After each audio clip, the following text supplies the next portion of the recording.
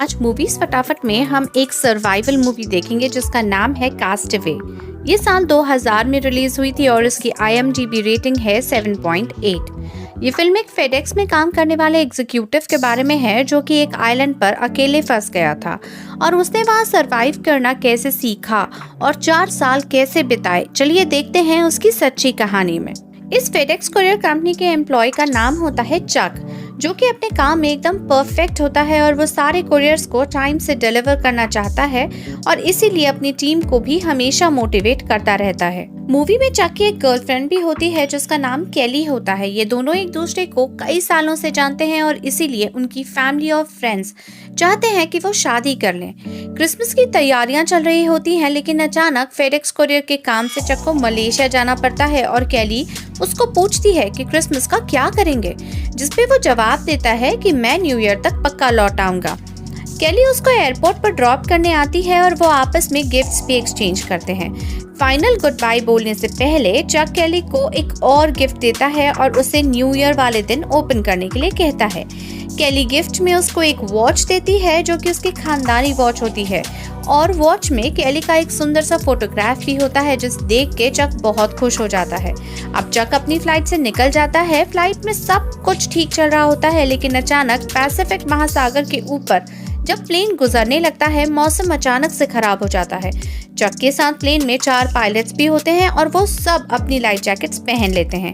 Turbulence की वजह से प्लेन के एक विंग में आग भी लग जाती है, इसीलिए पायलट्स प्लेन को पानी में लैंड करने की कोशिश करते हैं, लेकिन तेज हवा और आग की वजह से प्लेन क्रैश हो जाता है। प्लेन क्रैश में सिर्फ एक ही आदमी बचता है और वो चक होता है।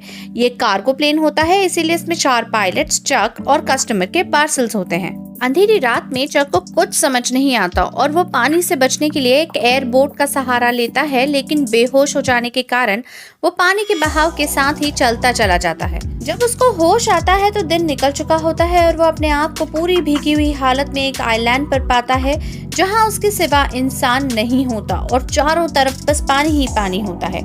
चारों ओर बस पहाड़ और नारियल के पेड़ देखकर वो परेशान हो जाता है और जोर जोर से आवाजें देता है ताकि कोई उसकी आवाज सुन ले, लेकिन कहीं से कोई जवाब नहीं आता। अब वो रेत पर अपने पैरों से बड़े बड़े अक्षरों में हेल्प लिख देता है ताकि अगर ऊपर से कोई प्लेन गुजरे तो उसे ये दिखाई दे और वो उसे बचाने के लिए यहाँ आ जाए। यहाँ ना उसके पास खाने को कुछ होता है और ना ही पीने का पानी। अब वो ऐसे ही सो जाता है और हेल्प पाने का इंतजार करता है। अब अगले दिन सुबह वो जाकर फिर से चेक करता है कि कोई है क्या उसकी हेल्प के लिए, लेकिन वो देखता है कि जो उसने रेत पर हेल्प का निशान बनाया था वो समुद्र की लहरों से मिट गया था, इसीलिए वो नारियल के पेड़ों के सूखे तनों से अब हेल्प लिख देता है। इसके बाद उसे लहरों के साथ फेडेक्स के कई सारे कुरियर पैकेट्स किनारे पर आते दिखाई देते हैं जिनको वो इकट्ठा करता रहता है।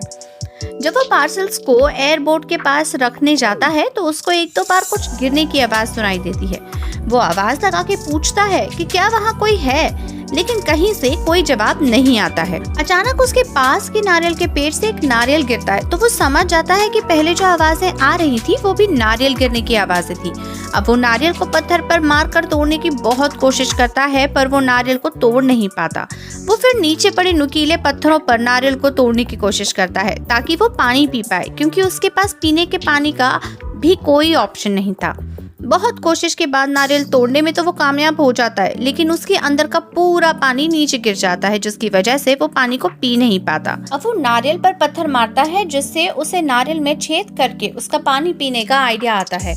ऐसे वो पीने के पानी का जुगाड़ तो कर लेता है आइलैंड पर। ऐसा करते करते और सीखते सीखते अब उस आइलैंड पर उसको 3 दिन हो जाते हैं। वो यहाँ रहते धीरे धीरे सीख रहा होता है।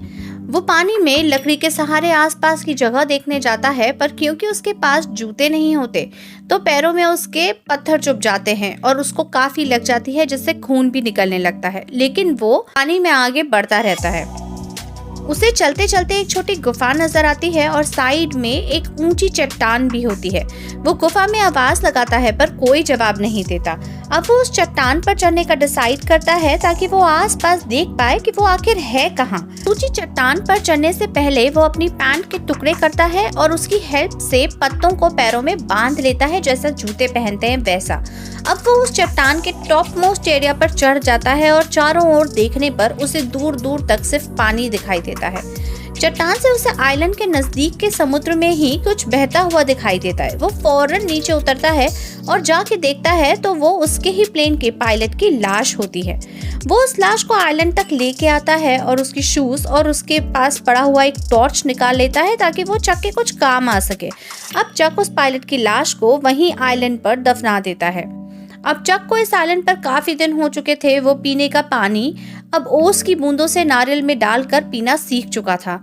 खाने के लिए वो लकड़ी फेंक कर मछली मारने की भी प्रैक्टिस कर रहा था ताकि वो मछली पकड़कर खा पाए। अब वो इस आइलैंड पर सरवाइव करने के लिए तरीके आजमा रहा था और अपनी ही गलतियों से सीख भी रहा था। एक बार रात को वो सोने जा ही रहा था कि उसे समुद्र में एक शिप दिखाई देता है। वो बहुत कोशिश करता है ताकि उस शिप का ध्यान चक की ओर जाए। वो टॉर्च की लाइट भी जलाकर शिप का ध्यान अपनी तरफ करने की कोशिश करता है, लेकिन इतनी दूर से वो लाइट शिप तक पहुंच नहीं पाती। अगले दिन सुबह चक समुद्र को पार करने का तय कर लेता है और अपनी उस बोट में, एयर बोट में समुद्र में निकल जाता है। वो आइलैंड से काफी दूर तक तो निकल जाता है, लेकिन जैसे जैसे वो और आगे बढ़ता है समुद्र की ऊंची ऊंची लहरें उसको वापस पीछे ढकेलती रहती हैं। ऐसे ही एक बहुत ऊंची लहर के चपेट में आकर वो एयरबोट से नीचे गिर जाता है और प्रेशर से समुद्र के अंदर के पत्थरों से टकरा जाता है, जिससे उसको तेज चोट भी लगती है और पैरों से खून आने लगता है। उन ऊंची लहरों को पार करना, समुद्र में निकलना पॉसिबल नहीं है और चक ये समझ जाता है और उसको उसी आइलैंड पर लौटना पड़ता है। अब वो थोड़ा दुखी हो जाता है लेकिन उम्मीद नहीं छोड़ता। एक रात जोर की बारिश में चक उसी गुफा में चला जाता है जहाँ पास में उसने समुद्र के पास देखा और रात को वो टॉर्च जलाकर सो जाता है। रात भर टॉर्च जलते रहने की वजह से जब सुबह चक देखता है तो टॉर्च बंद हो जाती है और उसके सेल खत्म हो चुके होते हैं। अब क्योंकि बारिश रुक चुकी होती है तो चक एयरपोर्ट के पास वापस आ जाता है और फेडेक्स के पार्सल्स जो उसने कलेक्ट किए होते हैं उनको खोलने लगता है। उसमें एक पार्सल में उसको एक आइस स्केटिंग के शूज मिलते हैं और एक पार्सल में एक फुटबॉल मिलती है।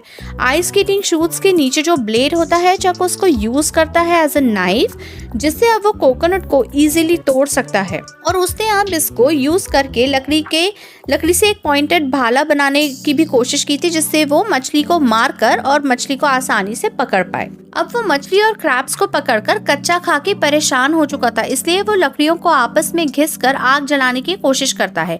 लेकिन पहले कुछ ट्राइज में आग नहीं जल पाती क्योंकि लकड़ियां घिस कर उसके हाथों में छाले भी पड़ने लगते हैं। जब वो आग नहीं जला पाता तो वो बहुत ज्यादा फ्रस्ट्रेट हो जाता है क्योंकि ना तो उससे ठीक से खाना मिल रहा था और ना ही उसके पास पीने के लिए पानी था। एक दिन वो अपनी बनाई हुई नुकीली लकड़ी से नारियल में छेद कर रहा है नारियल पीने के लिए।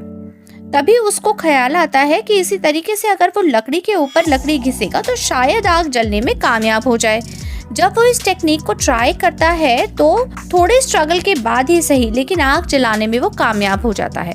आइलैंड पर जीवित रहने के लिए उसने अब पानी इकट्ठा करना सीख लिया था, मछली पकड़ना सीख लिया था और अब आग जलाकर क्रैब्स और मछली पका के खाना भी सीख रहा था। उसने अपनी सर्वाइवल की उम्मीद नहीं छोड़ी थी और लगातार कोशिश करता रहा। जब वो पार्सल्स को जो उसने आइलैंड के किनारे पर मिले थे उनमें से जो उसने फुटबॉल निकाला था वो फुटबॉल वाइट कलर का होता है। उस फुटबॉल पर वो अपने हाथ का प्रिंट बना देता है और उसको अब अपने दोस्त की तरह समझकर उसी से बातें करने लगता है और वो अब उसका बेस्ट फ्रेंड बन जाता है। ये फुटबॉल क्योंकि विल्सन कंपनी का होता है इसलिए वो इस फुटबॉल का नाम रख देता है विल्सन और उसी से अपने मन की सारी बातें शेयर करने लगता है और विल्सन उसका फ्रेंड बन जाता है। इसी बीच चक का एक दांत जो काफी दिनों से दुख रहा था वो और ज्यादा दर्द करने लगता है और चक फाइनली उस दांत को तोड़ने का डिसाइड कर लेता है। वो अपने बनाए हुए पत्थर के टूल से बड़ी ही मुश्किल से उस दांत को निकालने में कामयाब तो हो जाता है, लेकिन बहुत ज्यादा दर्द के कारण वो बेहोश हो जाता है। अब अपने सर्वाइवल की इस जंग को लड़ते हुए चक को इस आइलैंड पर 4 साल बीत चुके होते हैं। वो इस सर्वाइवल की लड़ाई में कई सारी चीजें सीखते हुए आगे तो बढ़ रहा होता है पर अपनी ऑफिस, फैमिली और केली को बहुत ज्यादा मिस कर रहा होता है। उसका पूरा लुक चेंज हो गया होता है, वो काफी पतला हो जाता है इन सालों में, उसके बाल भी बढ़ जाते हैं और उसको पहचानना मुश्किल हो जाता है।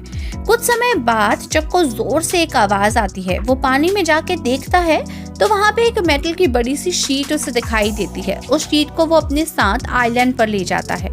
विल्सन से अपने मन की बातें शेयर करते करते वो उस शीट के बारे में सोचता रहता है और उसको एक राफ्ट बनाने का आइडिया आता है ताकि वो समुद्र की ऊंची ऊंची लहरों का सामना कर पाए और इस शीट को वो हवा के डायरेक्शन के हिसाब से यूज करके आइलैंड से निकल पाए। कई दिन इंतजार करने के बाद हवा का डायरेक्शन बदलता है और चक को समझ आता है कि ये राइट टाइम है राफ्ट को अब पानी में डाल देने का। ये राफ्ट उसने कोकोनट के बड़े बड़े पेड़ की लकड़ियां इकट्ठा करके बड़ी ही मुश्किल से कई दिनों की मेहनत के बाद बनाई होती है। अब वो इस राफ्ट पर अपने खाने का सामान रखता है, पानी पीने के लिए नारियल रखता है काफी सारे, और अब वो विल्सन को एक लकड़ी से बांधकर चप्पू की मदद से समुद्र में निकल जाता है। आज भी उसने बड़ी बड़ी लहरों का सामना करना पड़ता है, पर इस बार वो पूरी तैयारी के साथ आया होता है और उन लहरों को पार करने में अपनी पूरी ताकत लगा देता है और उनको पार कर लेता है फाइनली। पर वो जानता था कि ये सब आसान नहीं होने वाला था, क्योंकि आगे चारों ओर दूर दूर तक सिर्फ समुद्र ही समुद्र था। लेकिन वो खुश था क्योंकि उसने अपनी उम्मीद नहीं छोड़ी थी और इसी उम्मीद और हिम्मत के सहारे अब वो इन लहरों को आखिरकार पार कर पाया था।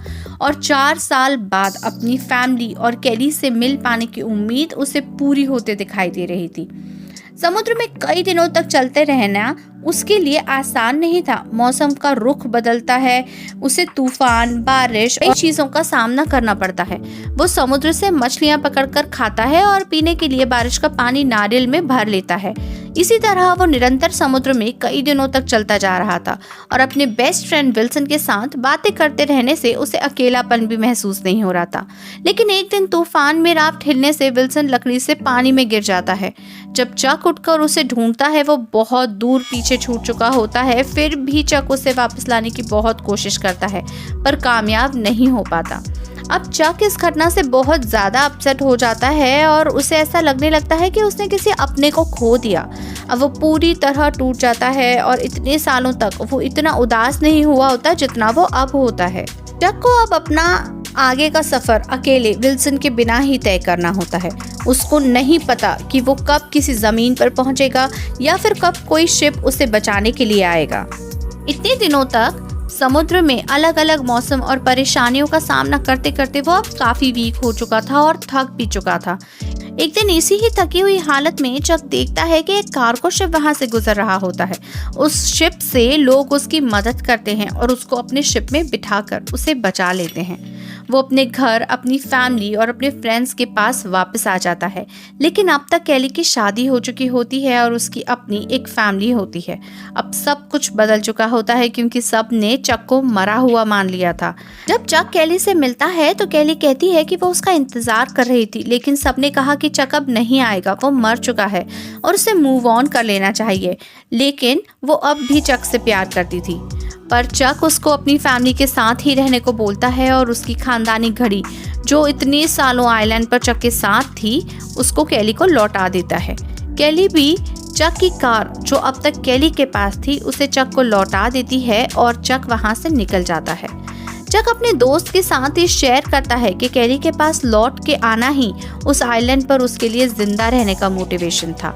वहाँ परेशान होकर कई बार उसने आत्महत्या करने के बारे में भी सोचा, लेकिन केली का ख्याल आते ही उसने अपने आप को मोटिवेटेड रखा ताकि वो उसके पास लौट सके। लेकिन आज यहाँ लौटने के बाद पता चला कि केली को उसने खो दिया था और ये बोलते ही वो इमोशनल हो जाता है क्योंकि वो दोनों एक दूसरे से बहुत प्यार करते थे। ये सब होने के बाद भी चक मूव ऑन करने के बारे में सोचता है। आइलैंड पर बह के आए पार्सल्स में एक पार्सल वो अपने साथ ले आता है और अब उस पार्सल को डिलीवर करने के लिए निकल जाता है। उस पार्सल की एक यूनिक बात ये होती है कि उसकी पैकिंग पर एंजल विंग्स बने होते हैं और वो पार्सल एंजल की तरह ही चक को उस आइलैंड से बचाकर लाया होता है। जब चक वो पार्सल डिलीवर करने जाता है तो उस घर में कोई नहीं होता और वो घर लॉक होता है। इसके बाद चक उस पार्सल पे एक थैंक यू नोट लिखता है क्योंकि उस पार्सल को डिलीवर करना भी उसका आइलैंड पर रहने का एक मोटिवेशन था और उस पार्सल को वहां रख के वो निकल जाता है। वापस लौटते वक्त उसको समझ नहीं आता कि अब लाइफ में आखिर वो करेगा क्या और बहुत ही अकेला महसूस कर रहा होता है। वो बीच सड़क पर खड़ा होकर ये सोच रहा होता है कि वहाँ एक गाड़ी आके रुकती है जिसमें से एक लड़की उतरती है जो उससे पूछती है कि क्या वो रास्ता भटक गया है और इसी पे वहाँ कनेक्ट होने वाली सारी रोड्स कहाँ कहाँ जाती हैं वो लड़की बताती है।